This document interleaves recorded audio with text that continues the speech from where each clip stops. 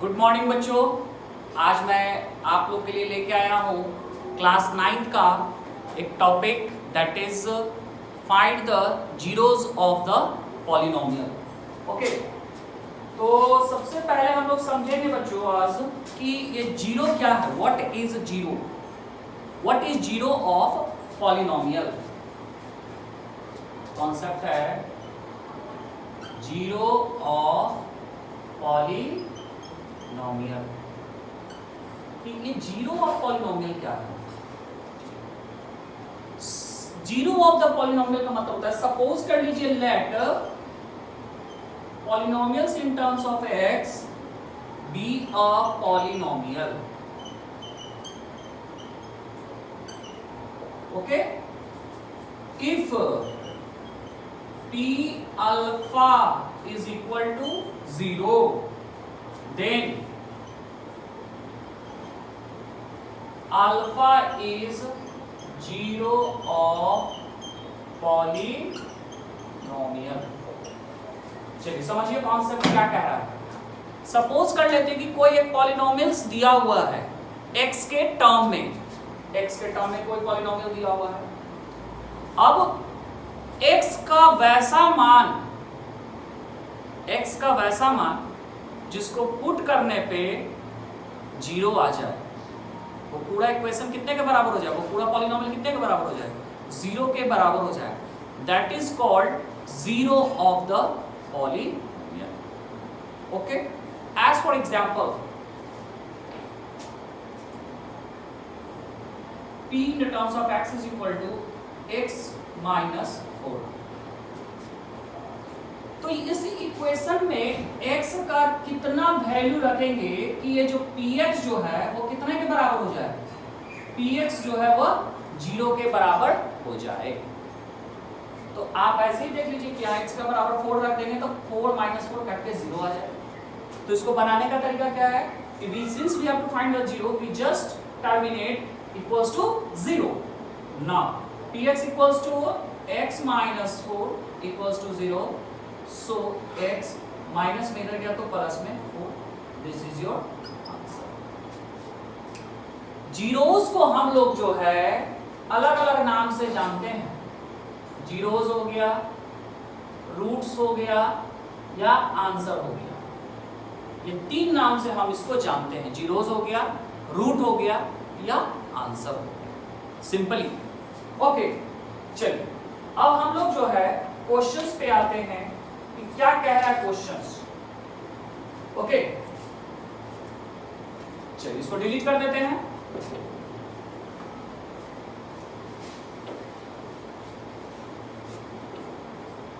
Question है, पहला question simply कह रहा है कि if px equals 5 minus 4x plus 2x square, find पहला p0, दूसरा p3, तीसरा p minus 2। ओके, क्या क्या कह रहा है जो समझ में आ गया? सबसे पहले तो ये स्टैंडर्ड फॉर्म में नहीं लिखा हुआ है बाबू। हम लोग कोशिश करते हैं कि इसको स्टैंडर्ड फॉर्म में लिख देते हैं। सॉल्यूशन यहां से स्टार्ट कर रहे हैं और स्टैंडर्ड फॉर्म में होता है मैक्सिमम पावर को पहले लिखते हैं, तो that is 2x square minus 4x plus 5। Arrange कर दिए, इसको स्टैंडर्ड फॉर्म में रिप्रेजेंट कर दिए। ओके, पहला क्वेश्चन में कह रहा है p का वैल्यू 0 पुट करना। आप देख सकते हो x की जगह क्या पुट करना है? 0। तो जहां जहां x है उस x को हम लोग कितना से रिप्लेस कर देंगे? 0 से रिप्लेस कर देंगे। 4 इंटू 0 प्लस 5। ये पूरा 0 से मल्टीप्लाई हो गया 0 minus 0 plus 5। This is your required answer. Okay, very easy. Okay, come to the next question, second one, p3। Okay, तो 2 इंटू 3 का स्क्वायर, x की जगह x square minus 4 into 3 plus 5। 3 3 is 9, 5 4 3 are 12 plus 5 9 2 are 18 minus 12 plus 5 12 18 और 5 जोड़ दीजिए 8 5 13 23 हो गया minus 12 3 में से 2 गया 1 2 में से 1 गया 1 कोई दिक्कत इसमें नहीं। This is your required answer. आप इसको स्क्रीनशॉट ले लीजिए। मैं थर्ड नंबर बनाने जा रहा हूं। अब थर्ड नंबर में क्या बोल रहा है, p का वैल्यू क्या पुट करना है -2 तो 2 इंटू -2 का स्क्वायर -4 इंटू -2 प्लस 2 इंटू -2 का स्क्वायर कितना हो जाएगा 4 माइनस माइनस प्लस 4 2 जा 8 प्लस 4 2 जा 8 प्लस 8 प्लस 5 8 8 16 16 और 5 21। This is your required answer. I think आप लोगों को कोई तरह का दिक्कत इसमें नहीं हुआ होगा। ठीक है, इस तरह से बहुत सारे क्वेश्चन है आपके पास, आप उसको बनाओगे। मैं डिलीट करता हूं। इसके बाद जो है वो आपका आएगा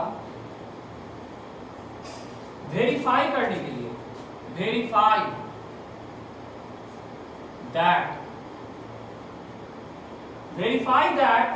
पहला क्वेश्चन उसमें रहेगा 4 is the zero of polynomial का वैल्यू दिया हुआ है px is equal to x minus 4। अब आपको इसमें क्या करना है, आपको वेरीफाई करना है। ओके, तो देखिए सॉल्यूशन कैसे लिखेंगे। px is equal to x minus 4। Clear. अब आपको वेरीफाई करना है, वेरीफाई करने का मतलब 4 को चेक करना है। आप यहां पे 4 पुट करो, 4 माइनस 4 x की जगह 4 पुट कर दिए, p4 का वैल्यू कितना आ गया 0। x का वैसा मान जिसको वैल्यू पुट करने पे वो 0 के बराबर आया था, that is called zero of the polynomial. तो px बराबर p4 बराबर 0 आ गया ना, सो 4 is the zero of polynomial. कोई दिक्कत? क्लियर है? Very good. नेक्स्ट क्वेश्चन लेते हैं। नेक्स्ट क्वेश्चन जो है हम लोग बनाएंगे इसका थोड़ा डिफरेंट। इसको सब लोग स्क्रीनशॉट ले लीजिए। Thank you. अब चलते हैं नेक्स्ट क्वेश्चन में। नेक्स्ट क्वेश्चन जो है वो है verify that 1 and 2 are zeros of polynomial px equals to x square minus 3x plus 2। Okay, very easy question. अब देखिए बाबू यहाँ पे x का मैक्सिमम पावर 2 है, तो जितना पावर होता है उसका उतना ही जीरोस होता है। यहाँ से कॉन्सेप्ट और आज हम लोग सीख रहे हैं। अगर x का पावर 1 होगा उसका वैल्यू जीरोस 1 होगा, x का पावर 2 होगा तो उसका जीरोस 2 आएगा, x का पावर 3 होगा तो x का जीरोस 3 आएगा। ठीक है, px equals to x square minus 3x plus 1 put कर लेंगे पहले, 1 का स्क्वायर माइनस 3 इंटू 1 प्लस ये हो गया 1 माइनस 3 प्लस 2। देखिए ये दोनों ऐड कर देंगे तो 2 और 1 3। तो हम देख सकते हैं since p1 equals to 0, so 1 is the zero of px। Very, एक वेरिफिकेशन कर दिए। अब उसके बाद हम 2 वैल्यू पुट करके देखेंगे। इसमें 2 जीरो है ना, तो 2 बार पुट करेंगे, कोई दिक्कत नहीं इसमें। p2 पुट करेंगे तो x square that is 2y square minus 3 into 2 plus 2, 2 2 जा 4 माइनस 3 2 जा 6 प्लस 2, 4 2 6 माइनस 6 बराबर 0। तो since P2 equals to 0, so 2 is 0 of Px. Very I think आपको ये दोनों क्वेश्चन में किसी तरह का कोई डाउट बिल्कुल भी नहीं हुआ होगा। एक लास्ट इसमें चलते हैं, इसको सब लोग स्क्रीनशॉट ले लीजिए। Okay, thank you. अब हम लोग चलेंगे इसके लास्ट टॉपिक पे, दैट इज आज का वर्क का है, आज अंतिम टॉपिक। आज बहुत ज्यादा बड़ा वीडियो नहीं बनाया हूं। अब आपको फाइंड करना, find the zeros of polynomial. Okay, आपको जीरोज निकालना है पॉलिनोमियल का। पहला क्वेश्चन है px बराबर x माइनस 5। मैंने स्टार्टिंग ही इसी कॉन्सेप्ट से किया था और आ गया वो वैल्यू। देखिए, तो जीरो निकालना बाबू, तो पहले हम लोग px को कितना के बराबर कर देंगे? 0 के बराबर। ठीक है, तो which implies px का वैल्यू कितना है? x माइनस 5 बराबर 0। x is equal to 5। Answer. I think class 8 में आप लोग लीनियर इक्वेशन पढ़े थे ना? ठीक है, क्वाड्रेटिक इक्वेशन भी पढ़े हैं ना? समझ लीजिए वही चीज करना है, थोड़ा सा इसमें चेंजेस आया, बाकी कुछ परिवर्तन नहीं।